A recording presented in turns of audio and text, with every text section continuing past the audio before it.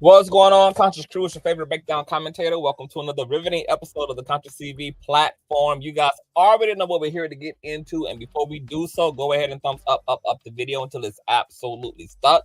You guys know that thumbing up the video not only helps with YouTube's algorithm, but more importantly, it triggers up YouTube's notification system. So when you are thumbing up the video, you are literally knocking on the digital door of another Conscious Crew member and telling them to get their black asses into the damn sanctuary. Also, shout out to all of the new subbies, baby. We have quantum leap past that 51K. We already into 52. We are, baby, we gonna be at 60K, baby.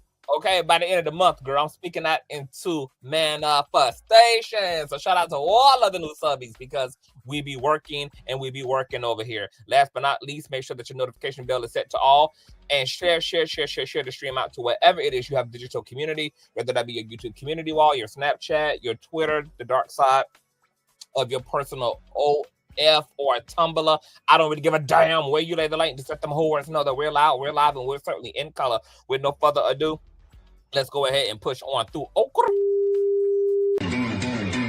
I know a place where you can recharge your soul. Baby, that's Consciouztv. And in the midst of brokenness, he gon' see your asshole. Baby, that's Consciouztv. You gon' heal, you gon' laugh and catch a little shade. Ooh, girl. Y'all know he be slaying, y'all better stop playing. Come hear what he's saying. Ladies and gentlemen.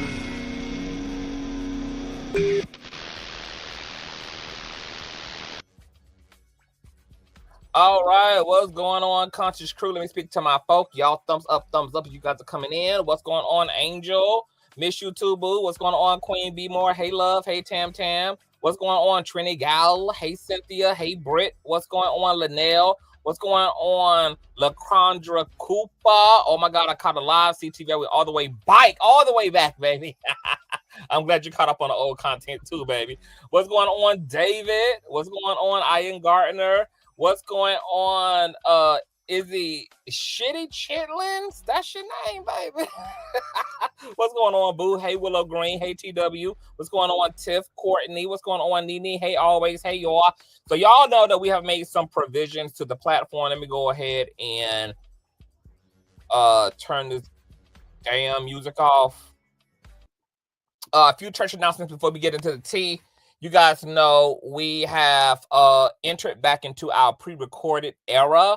I love the pre-recorded material because it's short, it's condensed, it's straight to the point, and I love that for me, and I love that for you. I told you guys on the community wall that we would also still be going live on occasion, such as when we got to get into some legal documents or when we got to have a town hall meeting, you know, when we got to draw the community together to get into some things as a collective child that we will be doing live streams. So we're not done with live streaming, okay? But we definitely are going to be doing our fair share of pre-recorded material. So most of the hot topic videos, all of that good jazz will be pre-recorded. So you guys have to manually, if you don't get notified, come to the channel. And if you click on that live tab and you don't see any updated content, then always check the video tab, okay? Because that video tab is going to have just as much immediate content under it as the live tab is. All right. Also, you guys know that Trasha Coochie K and her ex mentee /PA /baby mama /surrogate Chelsea Alana, also known as Natalie Nunn Girl or the Big Chin, they got it going on, honey. So as soon as I get off this live, I gotta go spill all the tea for you guys in some pre-recorded content. So once again, make sure that you guys are notified. Set your notifications to all. You do not want to miss a damn thing coming out of this platform. All right. Now, we're here to get into, as you see in the title, Jay-Z and Alex Spiro and Tony Buzbee and all things going on with the Carter's family child in this ambulance chasing ass attorney, Tony Buzbee. Now, I was very vexed and confused about what the hell was going on. You guys know that we've been knee deep in this litigation. However, I needed to take a step back because I did not want to report on every little motion and movement going on. all right, and more so report when something of substance took place in the case. Well, now enough things have taken place for us to come and talk about.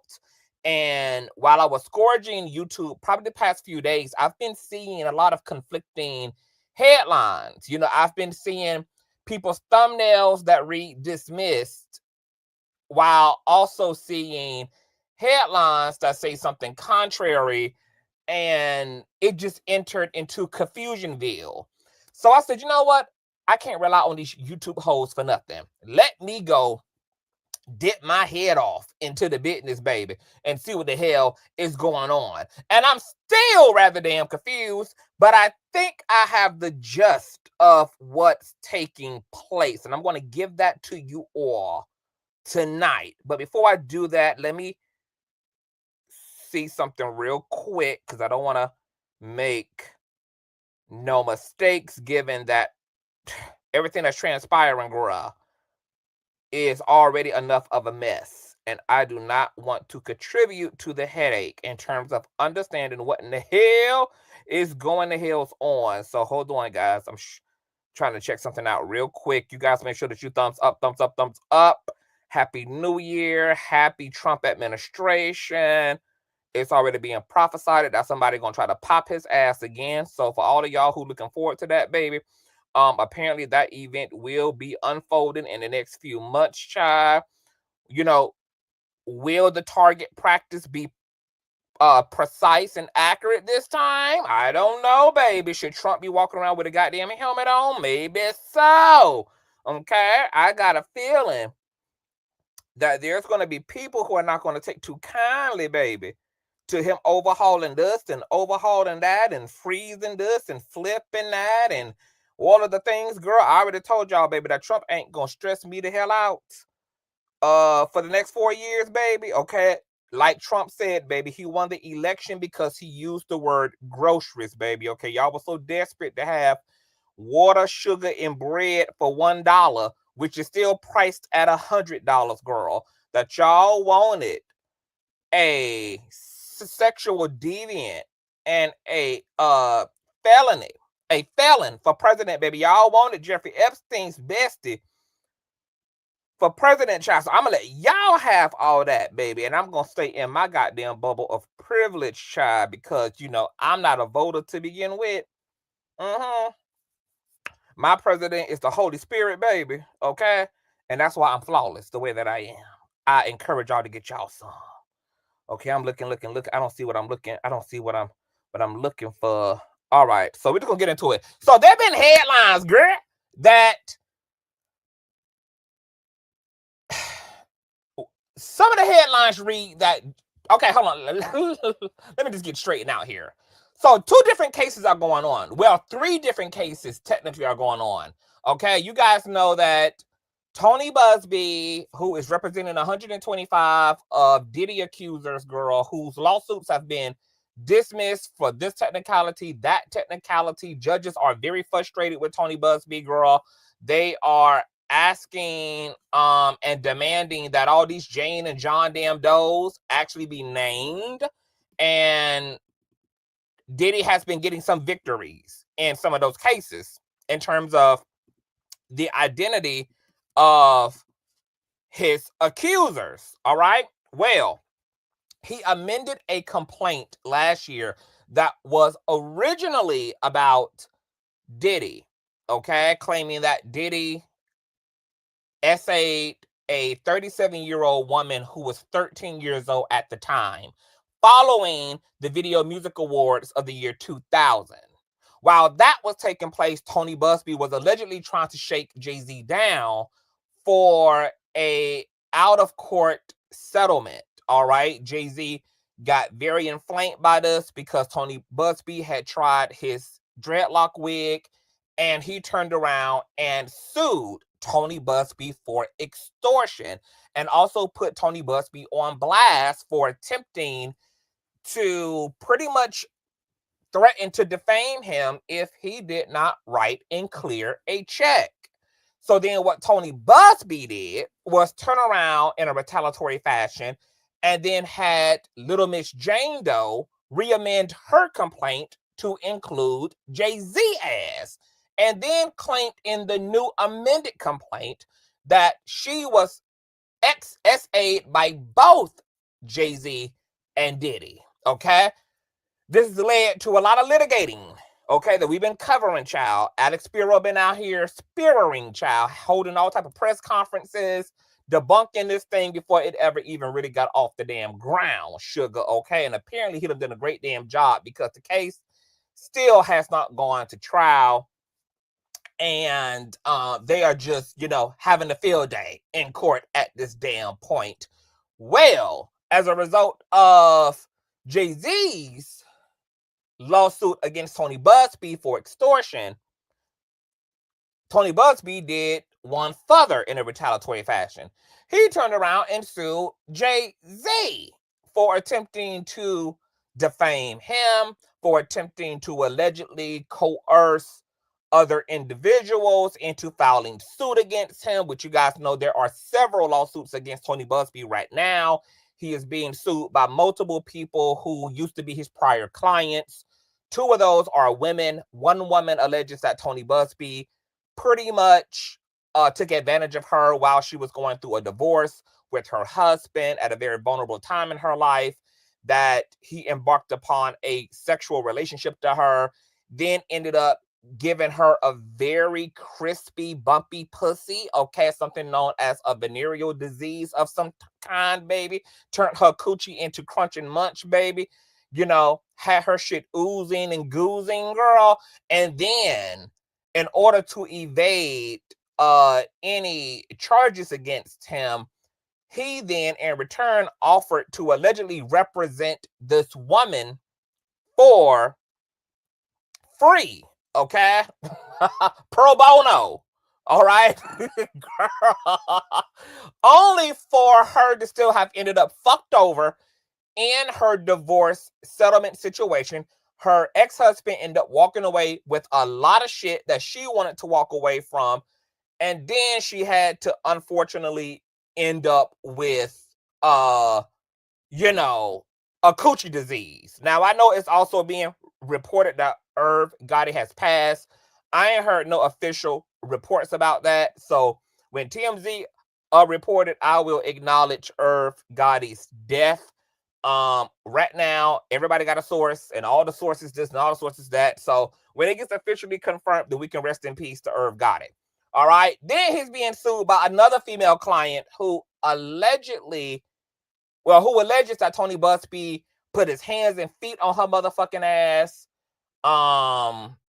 physically assaulted her, chipped her tooth. I mean, just, it's been all type of shit, okay? Then there's been other clients of Tony Buzbee who claim that he ran off with 60-70% of their workers' comp checks because some people had Tony Buzbee's firm representing them in their workers' comp litigations with the companies that they worked for that they ended up injured working on behalf of, girl. So there's just a lot going on with Tony, child. All right. So Tony is also alleging in the lawsuit against Jay-Z that not only did he coerce people to sue him, etc., and that Jay-Z is defaming him, but he also alleges that Jay-Z and his attorneys, Alex Spiro, have paid and attempted to pay tens and thousands of dollars to people who were willing to come up with all type of stories against him, girl. It's just been a lot, child. All right, so you got three different cases. You got Jay-Z's Jane Doe grape case. Then you got Jay-Z's extortion case against Tony, which has also been amended as of December 30th to include defamation. And then you have Tony Buzbee's lawsuit against Jay-Z, child. It's a lot going on. So in all of my meddling, trying to figure out, bitch, what behind what's going on, we also got an update on this morning or yesterday that Alex Spiro in the Jay-Z grape case has asked the judge to basically dismiss the sanctions that they were submitting against Tony Buzbee for his unethical practices. So we're going to get into an update on the grape case, but let's talk about how we got there. What I have understood at this point, right, is that Jay-Z has had his attorneys request to the judge in the Jane Doe grape case to dismiss the sanctions initially propositioned against Tony Buzbee because Jay-Z ass apparently has filed a new lawsuit against Tony Buzbee. All right. Now, I first saw this headline on Miss Yahoo. All right. Jay-Z's legal team files new lawsuit against Tony Buzbee for undermining legal process. Then as I read this article, it told me that they got their tea from Complex, okay? Who also wrote up an article on January the 30th. Jay-Z's team claims lawyer Tony Buzbee did not meet with Jane Doe before filing grape lawsuit. Check this out. Jay-Z's legal team has submitted a new filing claiming that Tony Buzbee never met with the woman prior to her filing a lawsuit against the artist for grape. On Wednesday, Jay-Z's team accused Buzbee of being an unfit attorney who would rather gloss over the factual inconsistencies in the woman's lawsuit. They added that Buzbee had never even met with the woman before signing his name on the complaint and before the NBC News interview back in December. Quote, initially, he deflected, saying that plaintiff's case was referred to his firm by another firm who vetted it prior to sending it to him, and that his firm would continue to vet her claims and collect corroborating data. Read the new filing, which Complex has reviewed. Quote, now he concedes that he did not even meet with the plaintiff before signing his name to the complaint and fails to identify any evidence that corroborates anything his client alleged. Jay-Z's legal team added, quote, Mr. Carter seeks only to hold Mr. Buzbee to the ethical standards that constrain any responsible attorney who would solemnly sign his name to allegations in court. In a statement to TMZ on Wednesday, Buzbee called the lawsuit weak and desperate. He also claimed that he and 4 other lawyers did in fact interview the accuser. The new filing comes after Jay-Z called for sanctions against Buzbee and his alleged shady business practices. Jay-Z's legal team, led by his lawyer, Alex Spiro, argued that Buzbee failed to properly investigate the woman's claims to access their validity.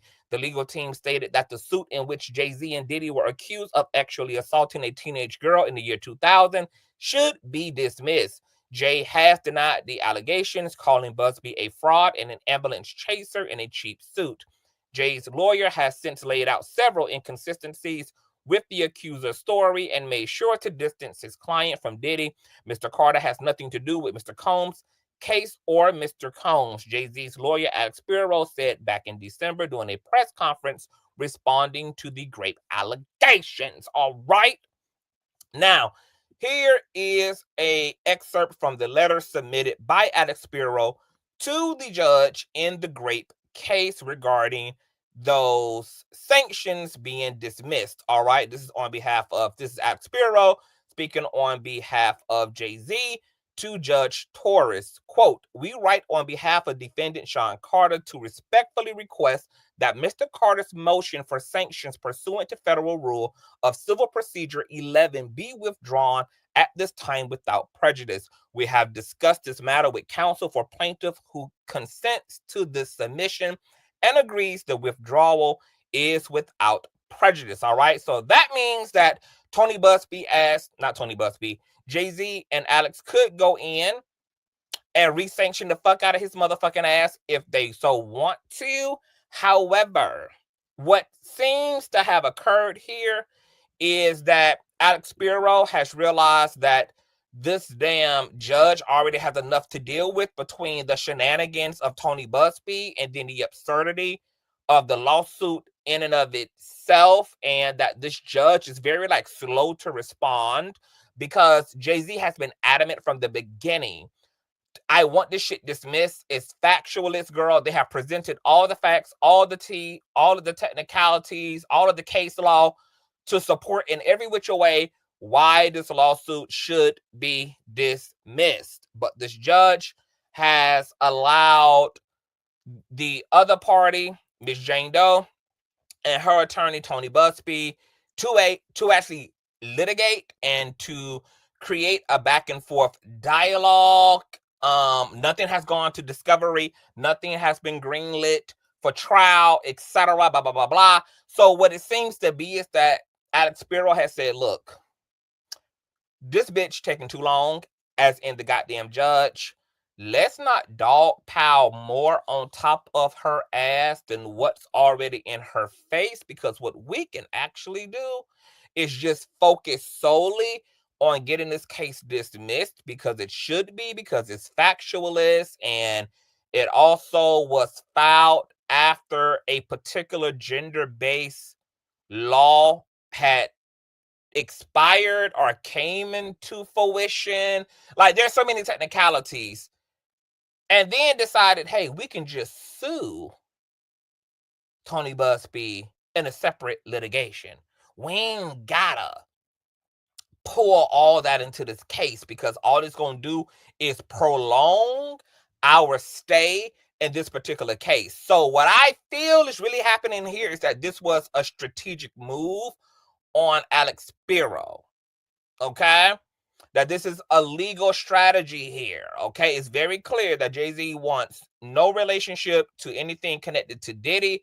He does not want this stupid ass lawsuit looming over him, especially as Beyonce gears up for a tour. She's out here winning Grammys. They out here trying to reclaim their time. And the last thing that he needs, walking behind them is this, what they're calling a frivolous lawsuit. So Alex Spiro is putting a line of demarcation in the shit.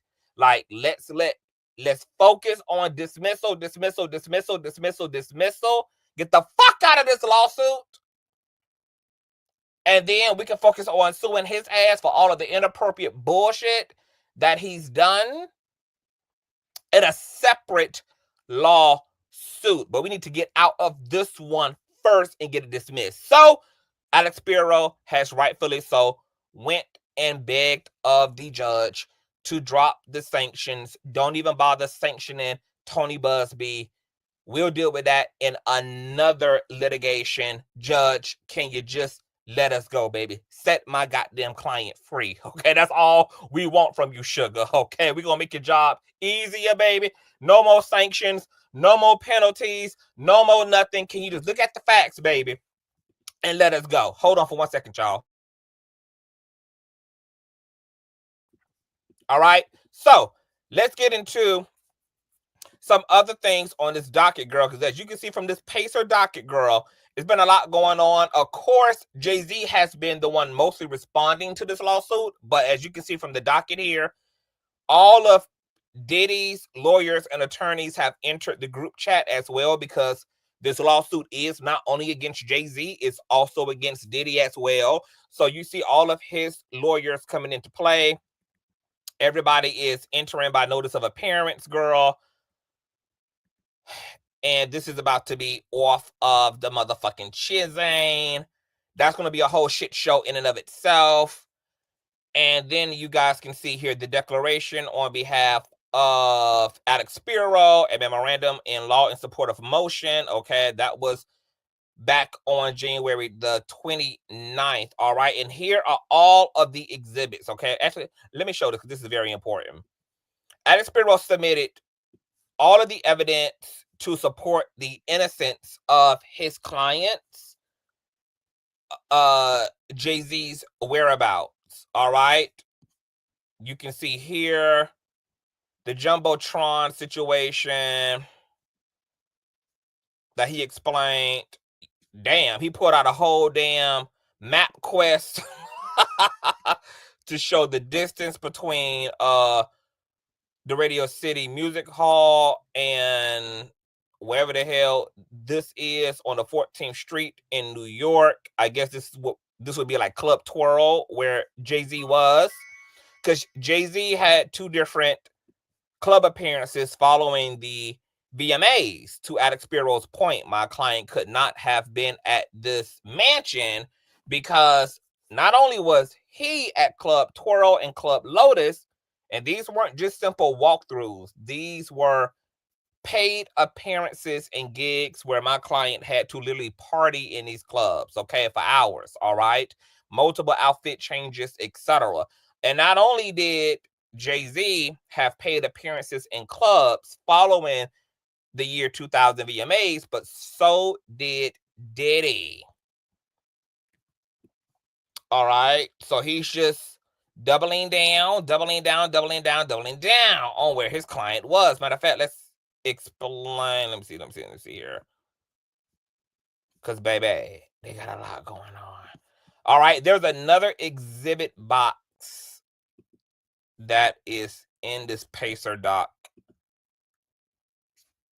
as well, where he lists a slew of other exhibits, girl, showing pictures of where Jay-Z was. There's also video evidence to support Jay-Z's actual whereabouts and where he was following the year 2000.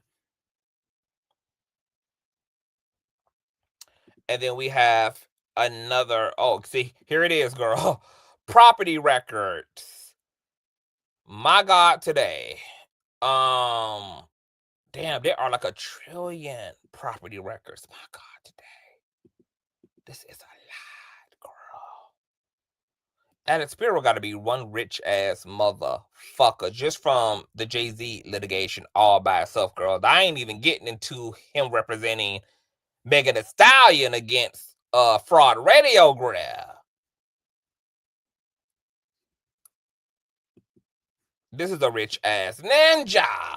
Okay, this is another declaration of Alex Spiro in support of defendant Sean Carter's opening brief in support of his motion to dismiss. All right, because once again, they are going for a dismissal of this case altogether. Attaches Exhibit 1, search results for deed and other conveyance documents listing Sean Combs as a party as well as true and copy. All right, let's just get to these goddamn exhibits, shall. Okay, there is no U-shaped residential property. There's no U-shaped driveway. That both Diddy and Jay-Z were at actual clubs, not private residencies. These are the properties that Diddy did own. As you see, there are no U-shaped driveways, etc. I mean, baby, he got into LexisNexis and all, bitch.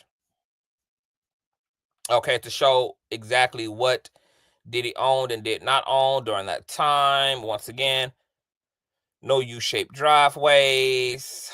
When properties were purchased. Okay, now this was the property that Tisha Tales was claiming was the property. The issue with this property is that it was not purchased by Diddy until the year 2004, not the year 2003, not the year 2000, nor is it a white house, okay, which was described by Jane Doe, okay?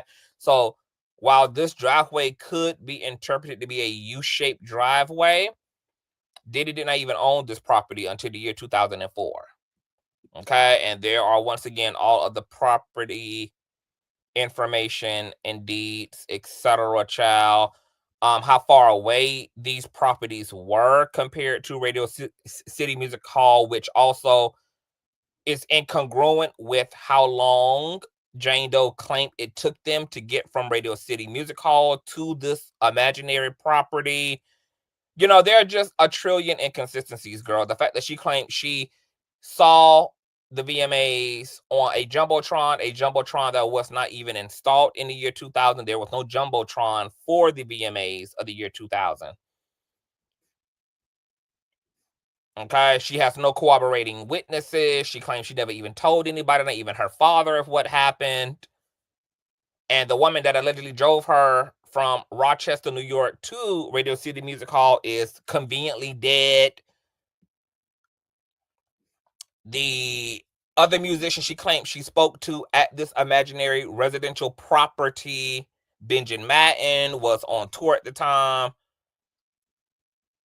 She never spoke to this man, never had a conversation with this man. The limousine drivers that she allegedly had a whole conversation with were not even accessible to the general public. They are in a reserved space that are blocks away from the actual Radio City Music Hall. They are heavily guarded by security, etc. girl.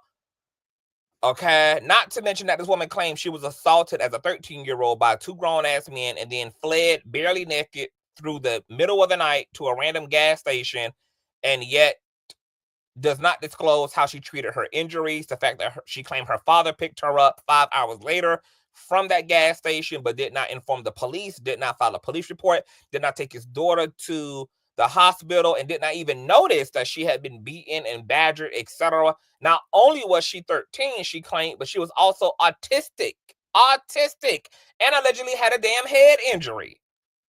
Yet, her father did not notice anything. She didn't tell her dad, even though he picked her up and was in the car with her for over 5 hours. And to make matters even more bizarre, she claims that they never even had a discussion at all. They did not even talk in the car at all. The fact that the father allegedly received a call in the middle of the night from his autistic 13-year-old daughter who had been missing all day and trusted that she would still be at this gas station, did not ask to speak to the cashier, the gas station manager, once again, did not call the damn police to go and pick his daughter up to make sure that she was safe, and did not make another dumbass decision. Not to mention that when this woman spoke to one of these news outlets and did her interview, they interviewed her father, and her father said that this never happened. He never went to pick her up 5 hours away in some other damn city. He would remember something like this if it had happened. And then the woman herself claims that she lied, that she guessed, that she made up certain shit, but that the only thing she is certain of is that at 13 years old, as an autistic girl, she somehow managed to befriend somebody who had a car, who helped her to escape and take her on the road for 5 hours, and then drop her off as a autistic 13-year-old in the middle of Times Square in one of the busiest times of the year, which is during the Video Music Awards, and that she magically ended up at a high-profile celebrity party where she was raped by two men and physically assaulted, but never told a soul, and her own father cannot even corroborate this event at all. And Tony Buzbee, who had to respond to this lawsuit, ended up admitting that he did not vet this client aside from having a conversation with her, because she claimed from another law firm that was smart enough to not take her damn case. Like a whole mess. But as you see, girl, exhibit for days and days and days and days and days on end. All right. Now, let's get into this actual memorandum, child. Okay? Because once again, they just want the judge to focus on dismissing this case. They don't even want the judge to sanction Spiro.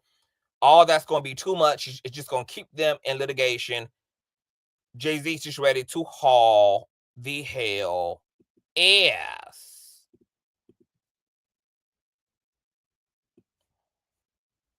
All right, let's get into some of this here, girl. I don't know if I'm gonna read all this, but we're gonna read enough to get a gist.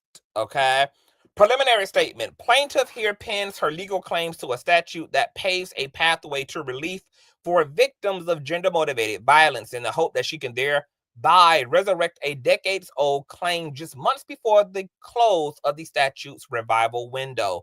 But her claims, which are meritless at their core because Mr. Carter did not commit the heinous act alleged, are insusceptible to the statutory resurrection she attempts and remain outdated as a matter of fact. At the time plaintiff asserts that she was actually assaulted, the statute she relies upon did not even exist. It was not even on the books. And even if it could cover the conduct plaintiff complains of, it is preempted by 2 New York state laws, which specify revival periods that have already expired. Finally, the FAC does not and cannot allege that the conduct occurred within New York City so as to fall under the cited statute. The FAC asserts that nearly a quarter of a century ago, on September 7th in the year 2000, that plaintiff traveled from her home to New York City to attend the Video Music Awards. I'm going to correct that. To break into the award ceremony. Okay? Plaintiff says she had no invite. She was underage. She lied to her parents. She snuck out the house. She tried to illegally break into the ceremony to no avail, which is why she ended up watching it on a non-existent jumbotron in the middle of Times Square. Nonetheless, tried to attend the Video Music Awards at the Radio City Music Hall. After speaking with multiple limousine drivers, she claims to have talked her way into an invitation and ride to a party hosted by Mr. Combs. At this celebrity-filled party purportedly held at a large white residence with a gated U-shaped driveway located within 20 minutes of Radio City Hall, plaintiff asserts that she was graced by 2 male celebrities while an unnamed female celebrity watched. She contends that Mr. Carter was one of those men, but plaintiff's astounding allegations filed more than 2 decades after the alleged incident are untimely and therefore cannot proceed. That is no mere technicality. Time bars exist to avoid the errors and injustices that can result from litigating claims that have been allowed to slumber until evidence has been lost. Memories have faded and witnesses have disappeared. All that have actually happened in this case. They protect defendants like Mr. Carter from having to defend hard-won reputations in the face of uncorroborated allegations. This case has already exemplified the legislative purposes behind statutes of limitations, as plaintiff has publicly admitted that many of her allegations were false, that she made some mistakes, and that she guessed about key details in her story, including how long the drive took to get to the party. And she has identified no witnesses who can substantiate her claims. All told, the majority of plaintiff's allegations, including that she watched the VMAs on a jumbotron, that she spoke to limousine drivers outside the Radio City, that she spoke with certain celebrities at the party, and that her father drove her home, have already been exposed as false or inconsistent. Indeed, she claimed with certainty that one of the celebrities she spoke with was Benji Madden, but that conversation never happened. Plaintiff claims that she may proceed with this action because her stale claim was revived by New York City Victims of Gender-Motivated Violence Protection Act. That is legally erroneous for 2 simple reasons. First, plaintiff impermissibly seeks to apply the GMVPA retroactively. The FAC alleges that plaintiff was assaulted in September of the year 2000, but the GMVPA was not enacted until 3 months later in December of the year 2000. Because the GMVPA did not exist as of September 2000, it does not provide a cause of action for alleged events at that time, nor does the statute's plain text or even the legislative history for that matter state or even suggest that it should be applied retroactively to antedated conduct. Notably, every court that has considered this question in this context has declined to extend the statute's reach to conduct that predated its passage. Applying the statute in ways never suggested by the legislator would not only raise grave constitutional concerns, but would violate the due process and ex post facto clauses of the U.S. Constitution. Secondly, if the GMVPA could apply retroactively, it cannot. Plaintiff's claim is preempted by New York State Child Victims Act and Adult Survivors Act, consistent with Judge Kaplan's recent decision addressing the same issue in case law here.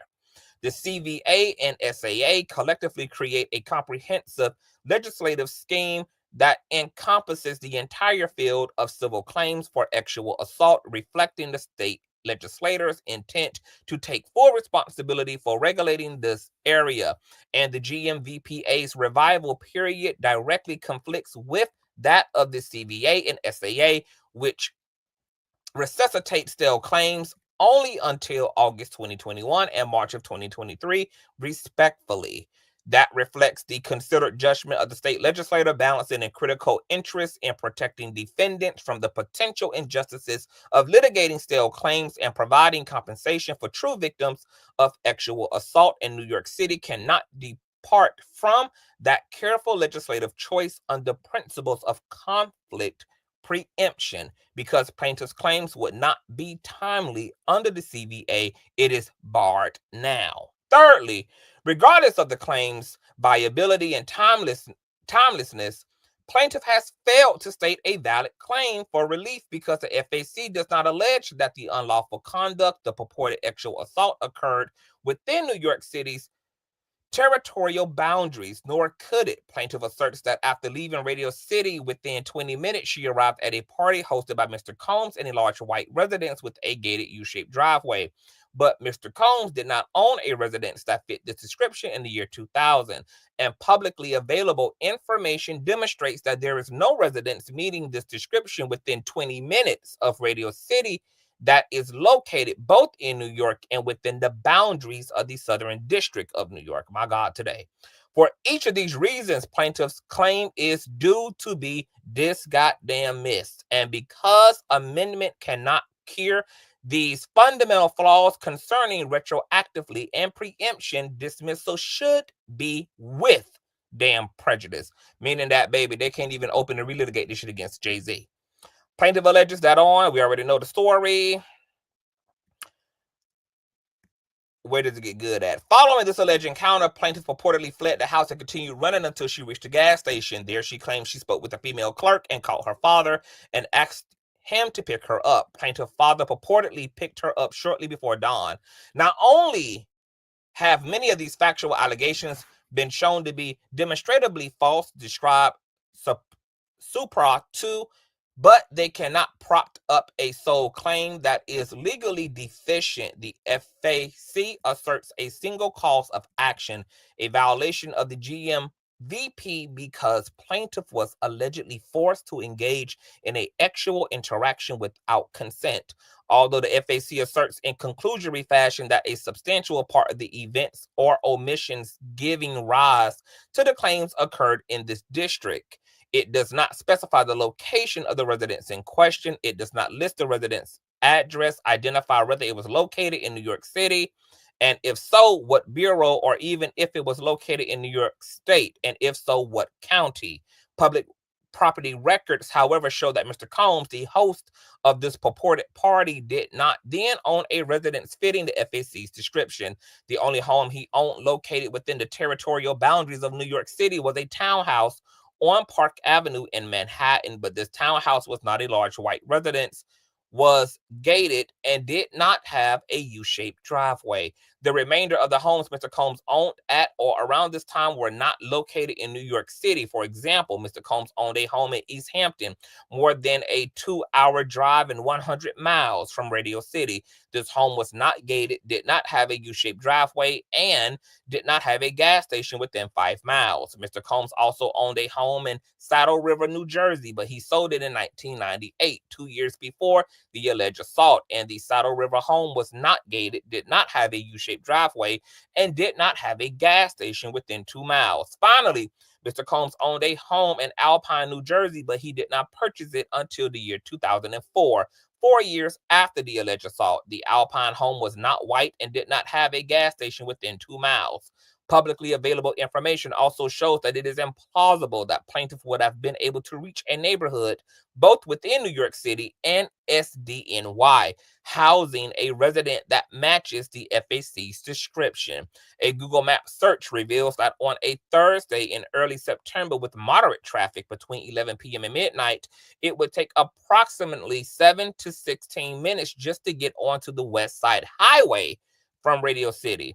According to plaintiff's own allegations, this would leave a mere 13 minutes at most to reach the supposed large white gated residence with a U-shaped driveway. In that amount of time, however, it is possible, only to reach Highbridge, Mount Eden, or Morris Heights in the Bronx. A Google Maps aerial view search shows no houses matching the plaintiff's description in any of these neighborhoods. Rerouting along the FDR Drive is no more availing for plaintiff. Under similar conditions, a drive from Radio City just to the FDR Drive would take 7 to 14 minutes, leaving 13 minutes at best to reach the residence where plaintiff alleges the assault occurred. But again, the options are limited. That suffices only to reach Mott Haven or the South Bronx, neither of which contain houses matching the FAC's description. Procedural history.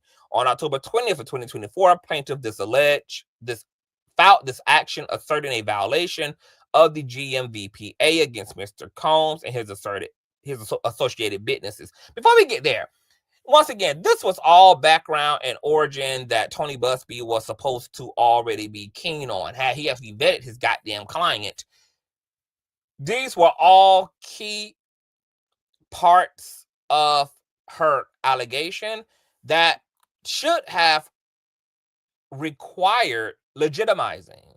How in the hell do you take a case and you only spoke to the client before you then went to filing on her behalf? You did not even know everything that Alex Gworl came to know within all of 3 weeks of this case, which was that her dad could not corroborate it. The bitch who drove her from Manhattan to Times Square was dead. You did not look through the property records. You did not substantiate where this property was.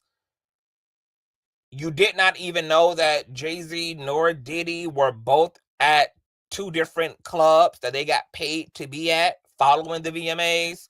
You did not do the calculations on where she was and what property of Jay-Z or Diddy's would be within a 20-minute drive, once again on one of the busiest nights of Times Square, which is during the Video Music Awards. And like Alex Gworl said in the filing, if on an average night it takes just 16 minutes to get on the goddamn freeway,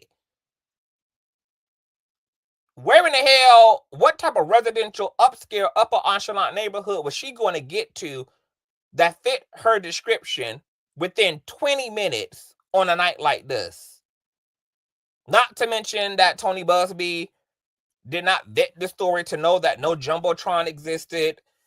He did not do any homework on Benji Madden to corroborate whether this interaction took place, whether he was at a Diddy after party. These were all things that Jay-Z's attorney knew within 3 weeks, and Tony Buzbee didn't even know that shit within 3 months, and still has nothing to say in regard to all of these inconsistencies, on top of the fact that his own client went on a news network and said she lied, she guessed, etc. And all he had to say to his defense was she was vetted by another firm. Right. The only reason an attorney would not do the homework is because, like I said before, I don't believe this case was ever supposed to go to actual litigation. It was clear to me, per the lawsuit filed by Jay-Z against Tony Buzbee for extortion, that this was initially supposed to be a shakedown. Tony Buzbee was just hoping that Jay-Z, because of his high-profile nature and the high-profile status of his wife, Beyonce, would just want to pay them to go away with all of this, even if it was not factually true. That Jay-Z would be so ironclad about protecting his reputation, protecting his business and his wife's likeness, that he would just pay them to not push the story, etc. And then Tony Buzbee fucked around and found out that Jay-Z is with all the motherfucking shits.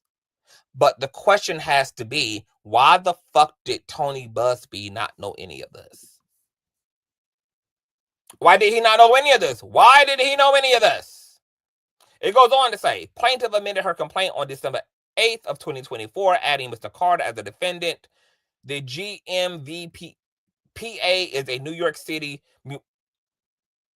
municipal law enacted on December 19th of the year 2000 that establishes civil. So he's already going through this whole technicality regarding the GMVPA, which is a whole nother technicality that was enacted 3 months after this woman's claims, making her apparently unqualified to use this legislation in order to litigate against Jay-Z. On its face, the GMVPA contains no provision that might extend it backwards in time so as to reach conduct preceding its enactment. So Spiro is letting the judge know, baby, don't be trying to do no roundup, girl, okay? Don't try to do no roundup, because there's no legal, historical instance where other victims, actual victims who had to use this legislation, were made an exception and could have litigation prior to December of the year 2000 just sum totaled up. Okay, that ain't what we do. Alex Spiro was saying, baby, we don't do that. We don't do no rounding up. Okay, this legislation wasn't put in place until December.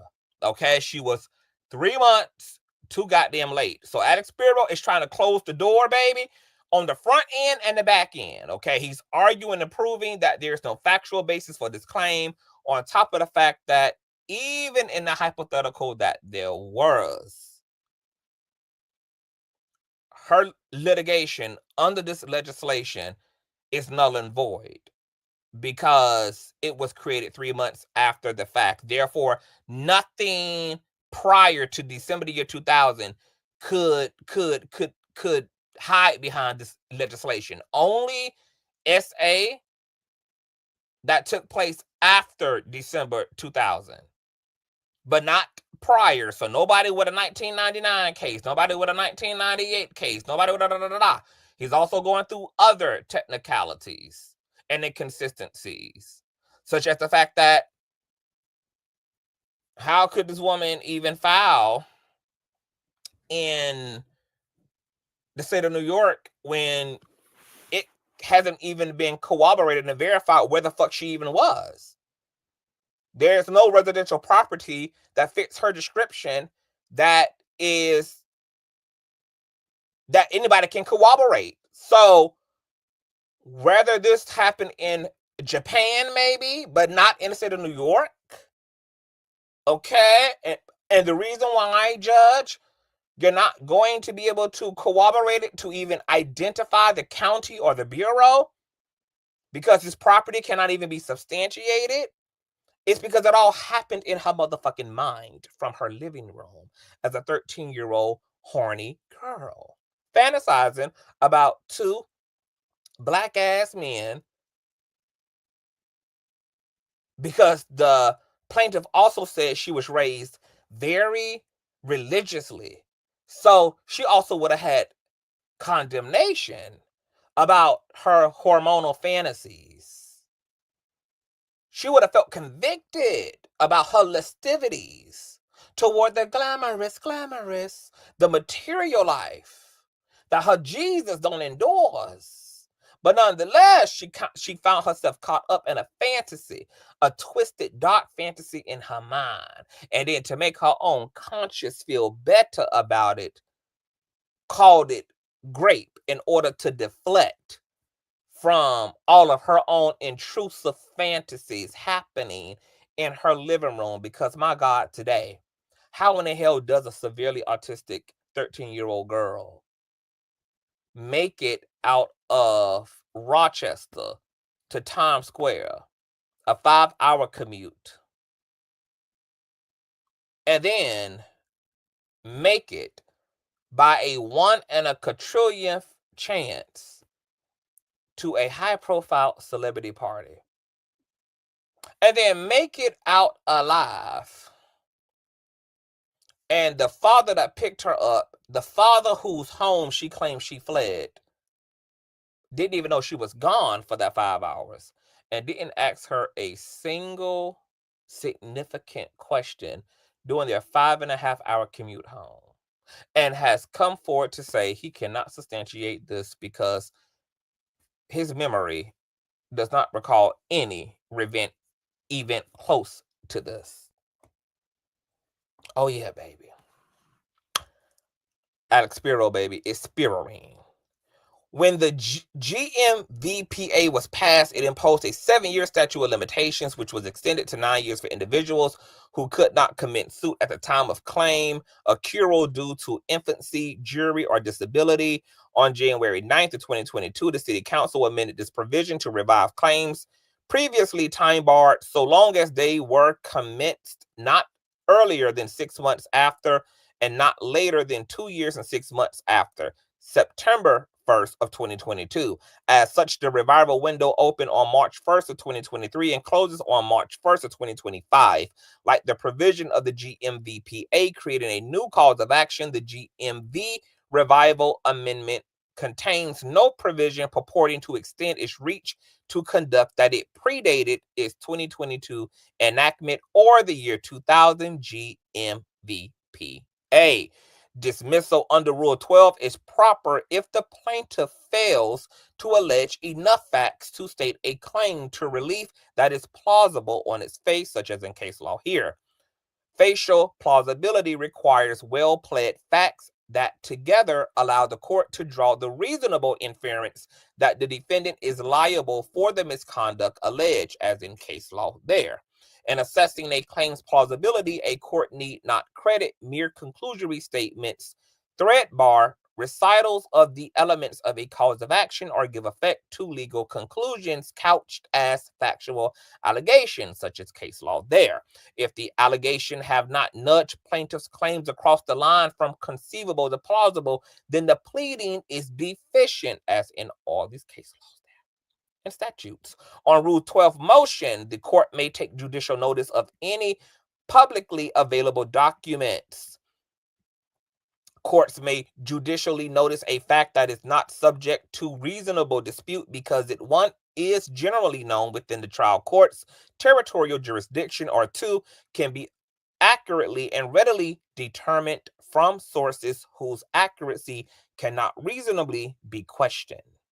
Plaintiff's sole claim a violation of the GMVPA fails as a matter of law because the alleged assault purportedly occurred in the year 2000 of September, 3 months before the statute was enacted.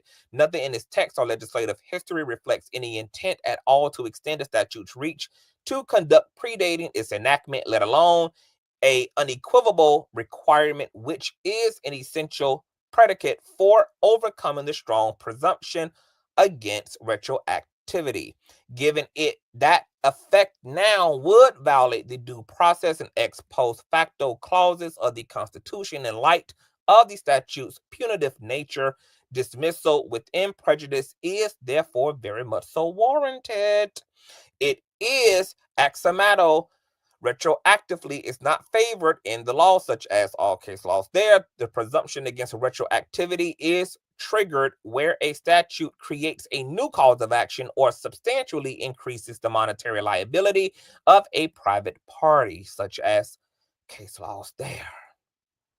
The presumption is deeply rooted in the American legal Courts therefore will not apply statutes retroactively unless the language expressly or by necessary implication requires it, such as in all these case laws there. The GMVPA statutory text does not require retroactive application. And once again, baby, we're not reading all this technical shit, Gworl, because, I mean, Spiro, he's just putting an eye on the board to it, Gworl. Okay. Secondly, the GMVPA squarely triggers the presumption against retroactivity, as the Supreme Court in New York Court of Appeals have held. The presumption is triggered where a statute creates a new cause of action or substantially increases the monetary liability of a private party.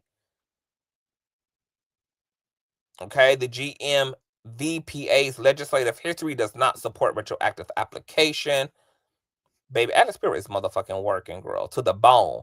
Dismissal is proper because the GMVPA is preempted by the CVA and SAA's revival periods, rendering the claim untimely. New York state law comprises the entire field of revival for civil sexual assault recollection. or regulation. Okay, he's working, Gworl. He's working.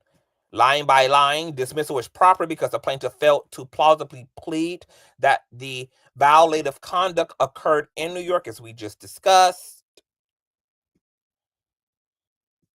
And the conclusion is that for the foregoing reasons, Mr. Carter, for all these reasons stated, baby, coupled with every goddamn exhibit known to man to support Jay-Z's innocence, the issues with the laws and these gender-based legislations that the victim or the plaintiff in this case cannot use because she was 3 months a little bit too late, coupled with the fact that jurisdictional issues because the property in question hasn't even been verified. So how in the fuck can she even file a goddamn claim when we don't even know what goddamn county or goddamn bureau this shit took place in? I mean, all those reasons, Judge, I respectfully request that the court just go ahead and grant this camel his goddamn motion and dismiss the First Amendment complaint with absolute prejudice. Can you please just go ahead and do that, Judge Torres? Now, my question to y'all, what y'all think? What in the hell do y'all think about the shenanigans of it all, Gworl? What y'all think about this case? I wish you would put that money on the side here. MTR just made 5,000. I'm doing push-ups. Can you believe that? I have no idea. Anna, what are you speaking of, love? I wish you would put that money on the side here. Yeah, I don't know what you're talking about, love. Break that down just a little bit more. So what do y'all think is going on here? The judge is definitely taking her precious ass time. Alex Spiro was basically just arguing the same shit over 10 and over 10 and over 10 and over 10 and over 10 and over 10 again. The judge did say in a previous filing where she was scolding the fuck out of Alex Spiro for throwing so much shit at her that, this case may not even make it to discovery because, it was given that girl is going to be dismissed. That's what it was giving, girl, through the coded language of the judge's response. And once again, here's that letter that Alex Spiro wrote to the judge, basically telling her don't even worry about the sanctions against Tony Buzbee, girl, because we're going to sue his ass on a whole nother lawsuit. Can you just go ahead and just single-handedly focus on releasing Jay-Z from this factualist, technically incongruent, non-working as frivolous lawsuit so that Beyonce and Solange don't have to continue to put a bloody red bottom up this man's anal cavity every night. Okay. Judge, did you not see the way that Beyonce was barely kissing her camel-faced husband at the Grammys, baby? Judge, did you not see Beyonce when she went in to give her acceptance speech, girl, that she did a general hello to her family when she said, shout out to her family, girl. Her usual is shout out to her husband. Shout out to her children, baby. She just said, shout out to her family, girl. Judge, do you not see the coded DV that's going on behind closed doors, girl?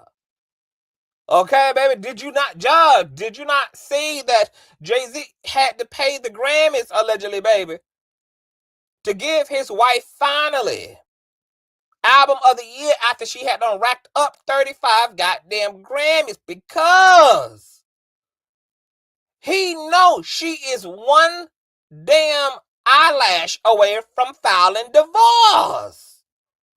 Because how embarrassing is it, baby, to walk through an event in your best Giovanni gown and what's trailing behind you, baby, big faced and all, is a black ass man being accused of the most heinous thing under the damn sun, such as SAing a 13-year-old girl, and then a 13-year-old special needs girl at that, Judge. Oh, yes, baby. I don't think, I mean, hell, the sanctions being taken off the table may in fact work, of course, for Tony Buzbee, because who the hell want to be sanctioned? This gives Tony Buzbee one less thing to have to then respond to and spend money on. However, it's clear to me, girl, based upon the persistency in getting this case dismissed, that Jay-Z is ready to just be set free, girl. He does not want his wife 2025 Cowboy Carter tour being intercepted by the negative publicity behind him regarding what is in fact a frivolous case. And what the hell the judge is waiting on at this goddamn point to just go ahead and shut the shit down, I don't know, because she's neither greenlighting trial, but she's neither dismissing the case either. She's just, I don't know whether the bitch is just getting rich or what. I don't know what it is, baby, because see, the more cases she got under her belt, baby, the more money she both can make. But it would seem to me that it's time for her to make a whole and a half decision, baby. Okay, what is going to be, girl? Either greenlight this shit to go to trial so that Jay-Z and Adispiro can go ahead and embarrass the hell out of Jane Doe ass, because she gonna get embarrassed. The woman already done put both of her foot and her small ass hands down her damn mouth, and those interviews and those public statements, girl, they are going to come back to bite her motherfucking ass. She has already kind of fucked up her own credibility by saying she guessing. She did tell some lies. There are some inconsistencies, girl. I mean, the case is all tore up, and making that poor woman sit on the stand, baby, to be even more damn confused, because she looking for her 15 minutes. While Tony Buzbee is looking for his next $15, girl. This judge know damn well this is not going to work out for Little Miss Anonymity, and she is going to be forced to give up her identity, because if this thing is greenlit to discovery, baby, Jay-Z gonna fall right into the right to know who in the hell his accuser is legally, baby. And baby, the way they're gonna commit to tearing her motherfucking ass up is gonna be unimaginable, and I'm gonna blame Judge Torres for it. I'm gonna blame her for it. Angel says, I think Jay gonna hit him where it hurts, slow down all the hoopla and get to business. Jay-Z's making amends. She ain't leaving Jay. She gonna drag him in public. Then they make another album together. It's all a money grab, best believe. They stronger together. You remember Lemonade? They a businessman and he's a businesswoman. You know, but Lemonade is one thing. You know, a nigga being no good, people can swallow that. Most niggas ain't no good.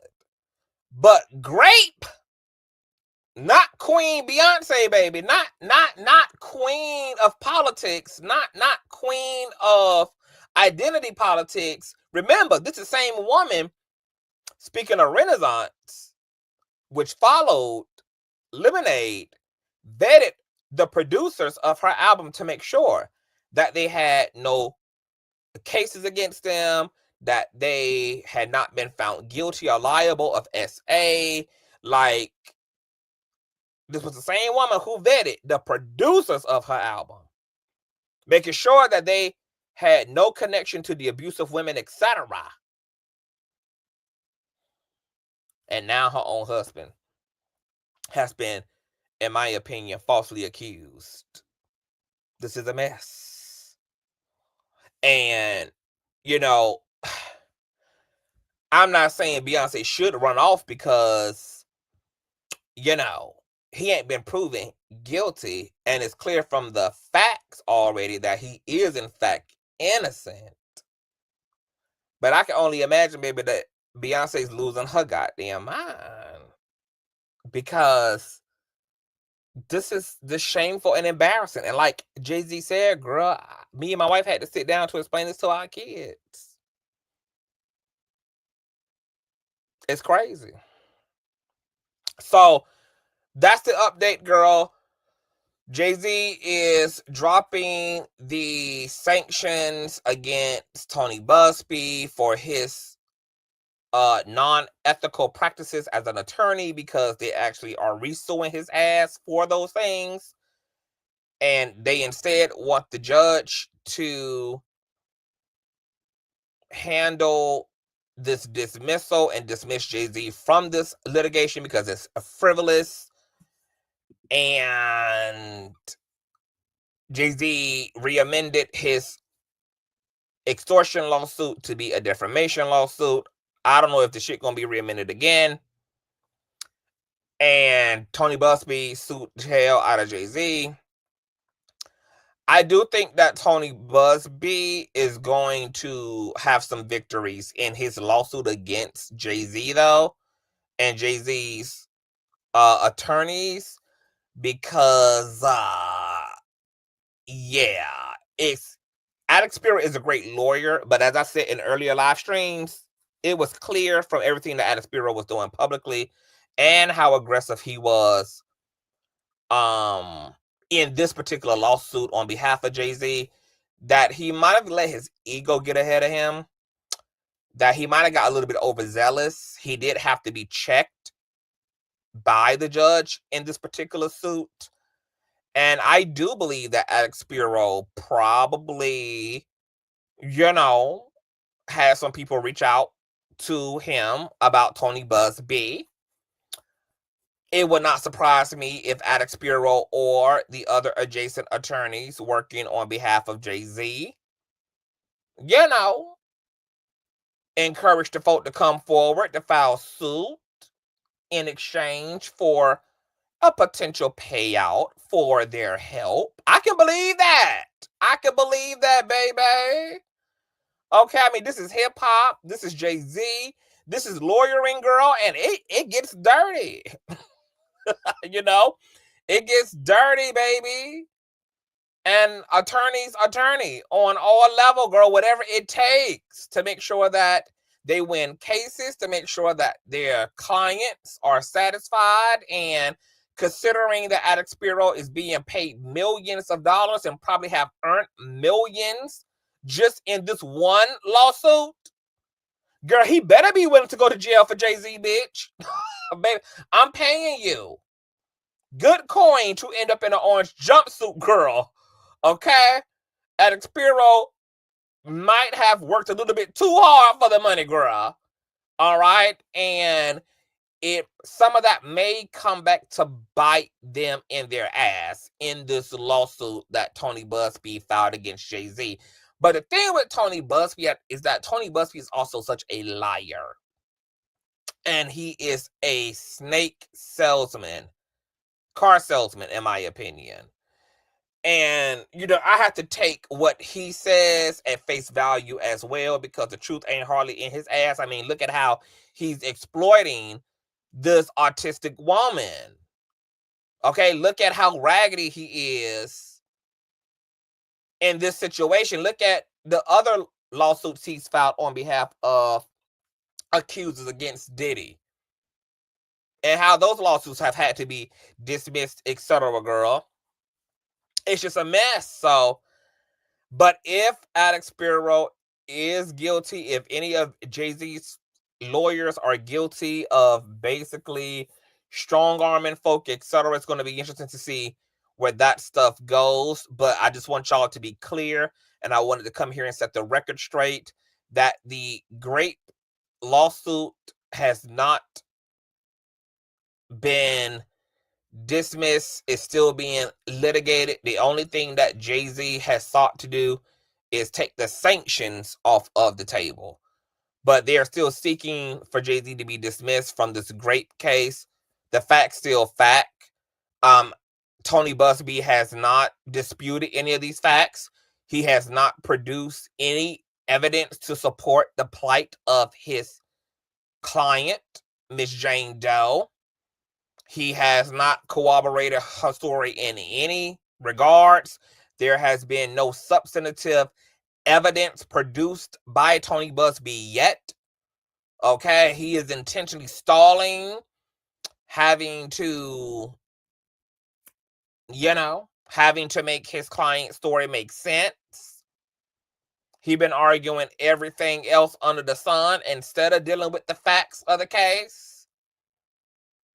The only person that's coming with the power and coming with the substance and coming with the umph is Alex Spiro, girl. He got the property records. He got the club records. He got the footage, baby. He got statements from police, girl, he's doing that. Okay? And to make matters worse for Tony Buzbee, girl, little Miss Anonymity, once again, she's already said she lied. She's already said she guessed shit, and her daddy already said he never heard of this bullshit. Sensationalism at its finest. Absolutely. Yeah. He is too deep, fam. He done. They're going to be fine. I'm telling you, yeah, I can see them staying together. I don't believe that Beyonce believes this. I think she's probably paying more attention to the facts than anything, girl. I'm sure Jay-Z made Beyonce ass sit down with his ass to watch Alex Spiro's press conference where he, debunked these allegations line by line, baby. But I do believe that Jay-Z is nervous because a bitch like Beyonce, baby. Look, I am convinced that Beyonce loves her career more than she loves men, because she's been in relationship to her career longer than she has been in relationship to any man outside of her father. Like, Beyonce is more career-centered, girl, and I do not believe I don't think that Beyonce would allow everything under the sun to happen to her career. I know she knows she married. She knows she got to deal with certain things. He got to deal with certain things that come with marriage. You have to have a for worse part of your marriage. You got to have a for worse, girl. But I do not think that Beyonce is the kind of wife who gonna stick it out through the roughest parts of them vows, baby. Okay? She got her limits. I believe she's already twisting and turning at home, hanging upside down, baby, sleeping in a damn coffin and shit to stay young. With that vampire ass hair she got. And Jay-Z gonna have to be pitch perfect, bitch, for the next 10 years, because this allegation and litigation alone, girl, like, Jay-Z can't do nothing else. He can't do nothing else, baby. He gonna have to be a perfect husband for the next 10 years, baby. He don't even get another mistake, baby. You don't get another infidelity. You don't, baby. He got to be a perfect husband for the next 10 damn years. This was enough, baby. This was enough, baby. I don't want to see evil out of your ass no time soon. I don't want to see no scandal, bitch. I know nothing, girl. You better turn into Stephen Q motherfucking Urkel for the next 10 years, bitch. Okay? Beyonce already had to postpone her tour date announcement because of all the bullshit going on around Jay-Z. Okay? So, baby, let me tell you, y'all can see the desperation. Y'all gotta see between the lines. Y'all gotta wonder and look at how hard Alex Spiro been going since this lawsuit against Jay-Z. Remember when Jay-Z was crashing out on the Rock Nation Instagram page? Just last month, girl, going absolutely ham? Going slap the fuck off, girl, from the Rock Nation Instagram page about Tony Buzbee, baby. This had lost his damn mind. Let me tell you something. It's not as cute as some of y'all think it is at the Carter's house, baby. It is not as cute, girl. Beyonce did not appreciate having to talk to her beautiful, talented daughter about Diddy and Jay-Z ass. She do not appreciate it, baby. She do not appreciate that being a part of her 2024-2025 Cowboy Carter package. It's great allegations following behind him and his old best friend, girl. Baby, it might be true that Jay-Z had to buy that goddamn album of the year Grammy to appease Beyonce. That's why she was so shook, girl. And Jay-Z sitting in the background talking about, wow, yeah, wow, because he was shit the payment went through, baby. Oh, my damn. The Grammy committee took the goddamn payment, girl. And he know better than us, baby. That is cheaper to keep her ass. So I don't even blame him, baby. You better go buy Grammys. You better go to the Mufasa premiere. You better do it. Because he know it's cheaper to keep her. Because if Beyonce signed them divorce papers, baby, she leaving with more than she came with. Not only is she leaving with all her shit, she leaving with half of his shit too, baby. She gonna be a richer bitch by divorcing his ass. It's cheaper to keep her. So I hope, not because it's Jay-Z, but because it's clear that this is a frivolous lawsuit. The facts are facting. They've been facting from the beginning.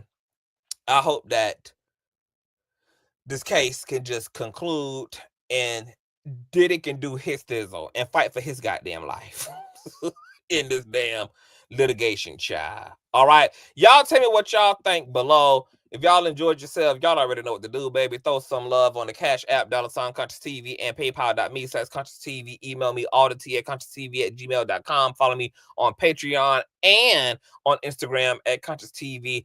And we will be back more than likely tomorrow, loud live and in color, to speak about the Megan Thee Stallion fraud radio case. Because, you know, fraud radio is now begging for her goddamn life as well, girl. Trying to settle and trying to mediate. But I thought fraud radio said it was going to be your old nasty countersuit. I didn't know a countersuit was going to be settling. So we got to get into all that, girl. So y'all stay tuned. Make sure you guys keep your notification bell set to all, because we're going to be getting into the Trash of Coochie K and Big Chin bullshit that's going on, girl. They are slinging tampons at each other, girl. It's very bloody out here in these streets. Love you too, Cooper. And yes, Grace, a lot going on. So I will see y'all on an old nasty Thursday. Peace.